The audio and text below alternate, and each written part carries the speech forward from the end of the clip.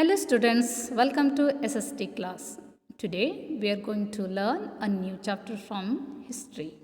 Chapter number 8, Ashoka the Great. The foundation of the first empire in India was laid by the Mauryan dynasty in Magadha. The Mauryan dynasty had three great emperors, Chandragupta Maurya, Bindusara and Ashoka.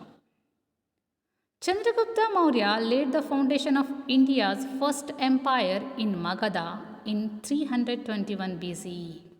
He met Chanakya, who was a wise Brahmin. He also known as Kautilya. With his help, Chandragupta laid the foundation of a strong empire. The empire stretched from Bengal and Assam in the east to Afghanistan and Baluchistan in the west, and Kashmir and Nepal in the north to the Deccan Plateau in the south. Now let's see about sources of information. Arthashastra and Indica, these are the two books or main sources of Mauryan dynasty. Arthashastra. Chanakya is credited with having written Arthashastra.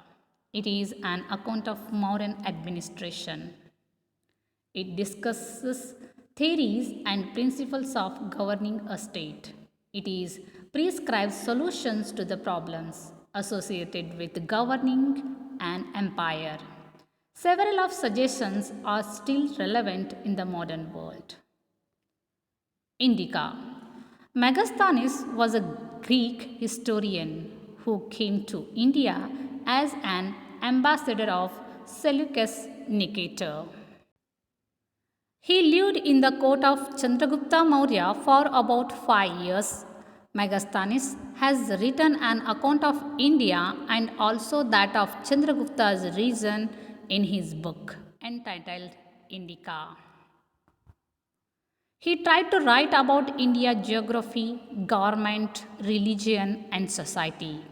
He writes that Patliputra was a grand city surrounded by a wall with many towers and gates. The king lived in a beautiful palace made out of wood and surrounded by a garden. Megasthenes has also written about prosperity of the people. He writes the Indians dresses in bright and rich colors. They liberally used ornaments and precious gems. Ashoka the Great. Ashoka was the third and the greatest emperor of the Mauryan dynasty. He was the son of Bindusara and is regarded as one of the most exemplary ruler of the world. Ashoka means without sorrow. He was a skilled and brave warrior. Kalinga War. After Bindusara's death, Ashoka became the emperor in 268 BCE. He extended the boundaries of the empire. In 261 BCE, he attacked Kalinga. This war was the turning point of his life. The war was devastating the Kalinga and was destroyed completely. Ashoka himself was horrified when he witnessed the bloodshed. More than 1 lakh people were killed. After realizing the consequences of war, Ashoka gave up warfare and his policy of conquest.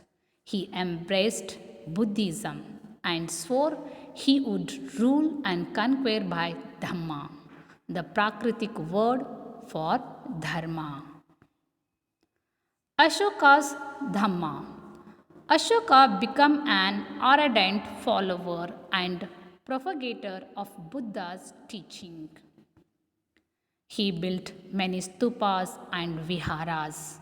He was closely associated with the Sangha and the Buddhist monks. He sent Buddhist missionaries to other countries. At the same time, he was tolerant to all religions and did not force people to convert to Buddhism. Ashoka's Dhamma was a code of conduct and a way of life.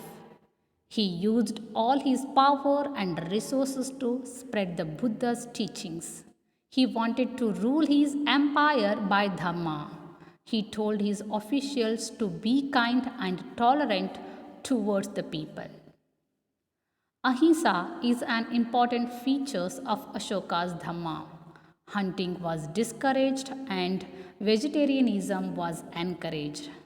He treated all people as equal. He advocated the people to respect their parents and show regard for the slaves also. Ashoka's Dhamma did not involve worship of a god or performing a sacrifice. The next point is rock edicts. Ashoka vowed to spread the principles of Buddhism. He had inscriptions carved out and on rock in numerous places all over his empire. The Ashokan rock edicts are a collection of 33 inscriptions that are carved on the pillars, big boulders, caves, etc. These rock edicts emphasize Emperor Ashoka's belief in the concept of dharma and focus on religious, social, and moral concepts. Art and architecture. The Mauryan period is marked by an advanced level of art and architecture. It was generally influenced by the Buddhist art.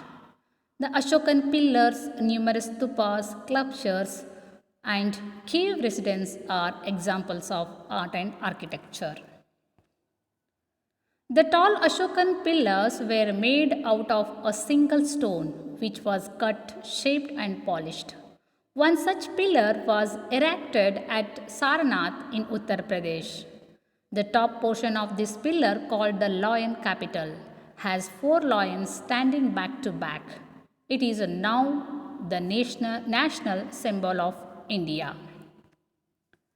Another masterpiece of Mauryan art is the Great Stupa at Sanchi. It is now a UNESCO World Heritage Site.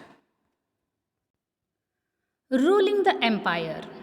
The Mauryan administration is considered as one of the best in ancient times. Patliputra was the capital city. The capital and the surrounding areas were under the control of central government with the emperor as the supreme head. He was also supreme head of the army and the chief justice of kingdom. The empire was divided into 4 provinces. These provinces were ruled by royal princes sent as governors. Though they were under the control of the center, they exercised some autonomy. The emperor collected tribute from the areas between the provinces. The Arthashastra tells us that land revenue was a major source of income for the state. The Mauryan king maintained a large and well-equipped army. The next point is that decline of the Mauryan Empire. After Ashoka's death in 232 BCE, the empire slowly declined. Some of the reasons are: first one, Ashoka's successors were not efficient enough to take care of such a large empire. Second point is that the control over the distant areas slowly declined. Third point is that the Mauryan army became weak and inefficient as the state treasury did not have enough funds required for its maintenance. Next one is that because of a weak army and inefficient kings, the provincial governors launched revolts and declared themselves independent of the central government. These are the main points of decline of the Mauryan Empire. Thank you, students.